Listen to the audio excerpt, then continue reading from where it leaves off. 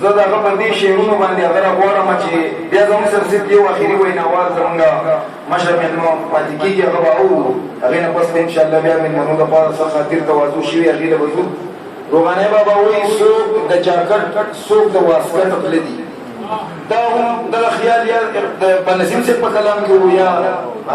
دغه خیال په دې کې دی خو ما کوټ کړی دی ستاسو سره شریکومه بابا وایي څوک د چاکټ څوک د واسکټ غله دي څوک د کورسۍ او څوک د کټ غله دي جدا طبقې دي د غلا رنګ یې جدا څوک د ډیوې څوک د ډیوټ غله دي دغه سپین پوشه مهذب او خوانده دوی داسې غله دي څنګه چې جټ غله دي د هر چا اوبر وي د توانه پورې واړه واړه غله دي غټ غټ غله دي د غلا مرکز دی هر دفتر اداره او په دې وطن کې ګوټ غله دي او په دیندارۍ باندې مه تېرېږئ په دیندارۍ باندې مه تېرېږئ ښکاره صوفیان دي مګر پټ غله دي ای روغانیا شمارې څه لګوي د دې وطن دا خلک چټ غله دي روغانۍ کې راشي او خپل کلام ستاسو سره شریک خپل خیالات ستاسو سره شریکي ستاسو د لاسونو په پړقا کې عبدالرحیم روغانۍ استقبال یې وکړي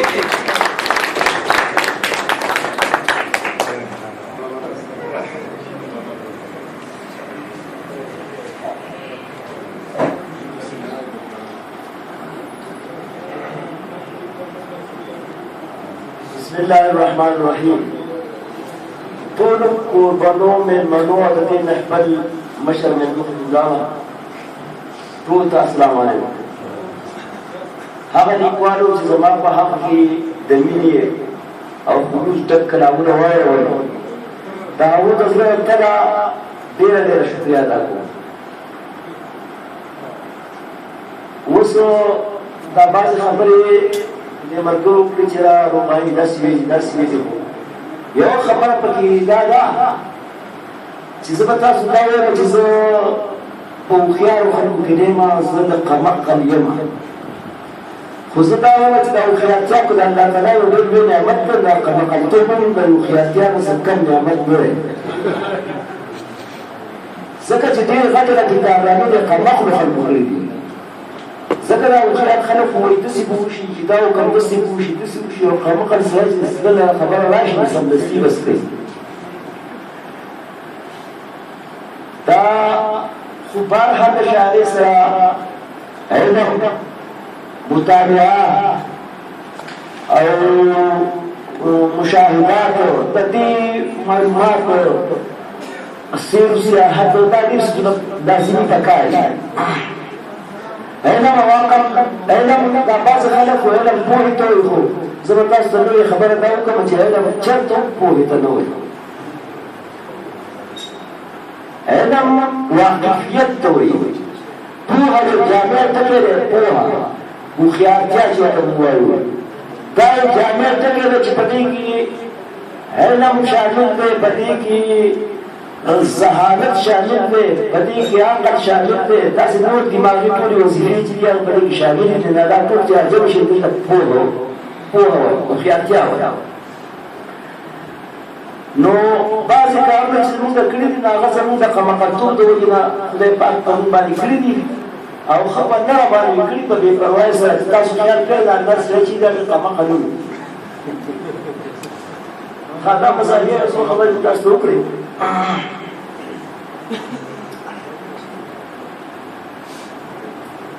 یو څو کتاب به تاسو ته ووایم او بیا به تاسو یو څو خبرې په منځ کې وکړم دنیا ته راغلې خو دنیا نه وه بلا ولې وه دنیا ته راغلې خو دنیا نه وه بلا ولې وه هغه سردار په ټګۍ باندې پخوا ولې وه دا هم هغوی شان غلا غلطي مکر و فریب شروع کړل وروسته مالدار شو غربت نه حیا ولې وه ښایسته شهزادګي مړه شو د علاج طاقت یې نه و علاج ډېر اسپتال غټ و خو د دې د حصې نه و علاج ډېر اسپتال غټ و خو د دې د حصې نه و بل خوا هم یو مریض مړ شو پرې افسوس خلکو دا وکړو چې ډېر مال دولت پرې خرج شو سړی د پیسې نه و پرېږده دښمن چې ژوند کوي د لرزه یوه لمحه د ده بېغمه ده د مرګ سزا چې ورکوي سړي ته نو د ژوند سزا د مرګ نه کومه ده د مرګ سزا چې ورکوي سړي ته نو د ژوند سزا د مرګ نه کومه ده د ځنګلونو مخلوقات وګورئ د ځنګلونو مخلوقات وګورئ دوی کې بیخي منافقان نشته د ځنګلونو مخلوقات وګورئ دوی کې بیخي منافقان نشته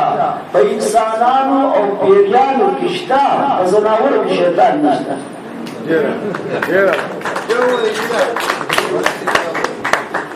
د ځنګلونو مخلوقات وګورئ دوی کې بیخي منافقان نشته په انسانانو او پیریانو کې شته خو په ځناورو کې شیطان نشته بل ځای کې آزاد دي په نوره دنیا کې بل ځای کې آزاد دي که د ژوند هر یو ډګر ته ځې خپله دې مرضي ده که دننه او بهر ته ځې خو دلته که د کرښې د ایله غوندې قسم شولې نو خدای به دې معاف کړي خو د خلکو نه بچت کړي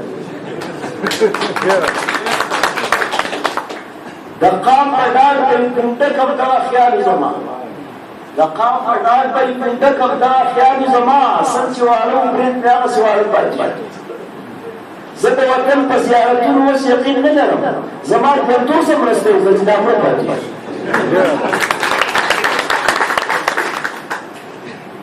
زه د انګلند ته یو څو میاشتو لپاره تللی وم نو هلته ما ته د خلکو ځای په ځای معلومات مې له خپل کولو دا بعضې زلمي به پکې وو زمونږ د دې سوات د غټو غټو کورنو خلک وو چې هغوی به ښه پیسې وګټلې مزدورۍ به یې کولې ښه په نره مزدوري به یې کوله خو دا مزدوري چې به جمع کړه نو بیا یې په عیاشۍ کې ولګوله نو بیا به تا ته ویل ما له 500 پونډه قرض راکړه بل ته به یې ما له 500 پونډه قرض راکړه زه به ډېر زیات خفه شوم چې ما به بیا سوچ کوم چې یاره د دې هلکانو کو بیبیان نه نو هغه وایي چې یاره زموږ دا سړي په انګلند کې کومیان نه وایي چې زموږ بچي په انګلند کې او خبر به نه چې دا هغوی ته دا حال نو ما یو غزل لیکلی وه په هغه غزل کې مې د دغه شعر د دغه هلکانو د خیال چې دا مې په کوم راوستی دا غزل به تاسو یې ووایم چې مونږ بدقسمتو نه خپل خلک غم لري راوړي مونږ بدقسمتونه خپل خلک غم لري راوړي خپل چې په خوشحاله وي پردي خو یې راوړي مونږ بدقسمتونه خپل خلک غم لري راوړي خپل چې په خوشحاله وي پردي خو یې راوړي او دا کوم یو انصاف دی چې ورګوري کور ته ځي نه بل او پیټې او پردان یې په سرونو باندې وراوړي دا کوم یو انصاف دی چې ورګوري کور ته ځي نه بل او پیټې او پردان یې په سرونو باندې وراوړي پاسئ که وطن کې انصاف غواړئ ترقي غواړئ میاندې به دا نور انقلابونه نه سړي راوړي کله چې بېننګه بې پښتو شي د وطن زلمي داسې وخت کې پیر د هلکانو نه بدلي راوړي او هغه شعر یې که د هلکانو داسې راوستی دی چې کله چې بېننګه بې پښتو شي د وطن زلمي داسې وخت کې پیر د هلکانو نه بدلي راوړي او ورک شه مزدوران هغه چې عیش ته مزدورۍ کوي ګرځي د ملکونو او کور ته تشې ګولې وړي راوړي او ډېره موده وشوه روانې نه کوره وتی دی ځان د ورک نه دوانې وسیلې راوړي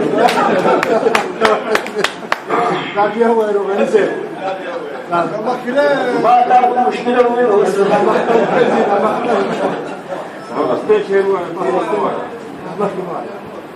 د صفایي په باره کې دا ده چې ږیره او سر خو یې اوږده کړه پر رواج د نبي د دې دپاره چې شیطان ته نارضا نه شي خو د فرشتو جانانه دا خبره یاده لره چې ته د سپږو ابادي پکې سیوا نه شي زناور هم د خپل ځان صفایي غواړي په ګنده ځان اوسېدل یې بدې شي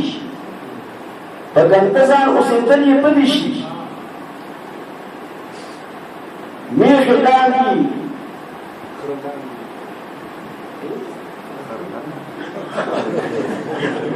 لاندې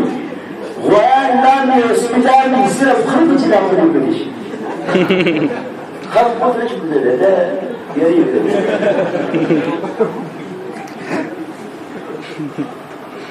د یورپ په هر یو کلی دی که ښار د یورپ په هر یو کلی دی که ښار هر یو ځای د جنت غوندې سینګار ښکلي ښکلي محلونه او پارکونه ته به وایې دلته ټول عمر بهار دی نوی کلسم خاطري او خاطرۍ دي ټول ژوندون د وصال او ګرفتار دی دا هر څه د یورپ نیست او نابود شي ګرانه نه به یو ولاړه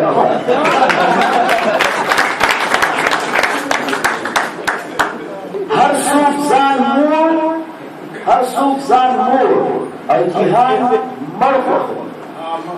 هر څوک ځان مور او جهان مړ خوښوي فضا قاتله شوه د جواک نه ده کوم یو سړی دی چې زړه ته وس یا کومه ښځه سینه چاک نه ده ای روغانیه ځان دې مه کوه د قچر پلر دی مسواک نه ده د بعضې خام څیزونه د خدای داسې پیدا کړي دا بعضې خام څیزونه د خدای داسې پیدا کړي چې یو شرط جوړېږي خو بل شرط نه جوړېږي او دا بعضې خاوره داسې وي نارې میرې بېخې میره ته جوړېدی شي خو سړی ته نه جوړېږي بس مننه زما کتاب کې